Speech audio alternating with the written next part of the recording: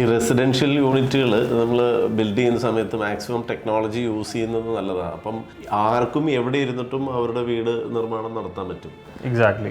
ഇപ്പം നമ്മളൊക്കെ internally ERP use ചെയ്യുന്നു, അതുപോലെ മൊബൈൽ ആപ്ലിക്കേഷൻസ് യൂസ് ചെയ്യുന്നു, ഇപ്പം അവൈലബിൾ ആയിട്ടുള്ള എല്ലാ ടെക്നോളജിയും യൂസ് ചെയ്യുന്നു, ലൈവ് ക്യാമറ അവർക്ക് കണക്ട് ചെയ്ത് കൊടുക്കുന്നു.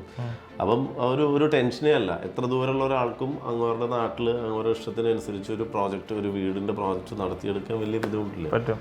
ബേസിക്കലി ഇപ്പം കമ്മ്യൂണിക്കേഷൻ ഈസ് ആവാനായിട്ട് കുറെ ടൂൾസ് വന്നിട്ടുണ്ട്. ഒന്ന് AR, VR, BIM, AI.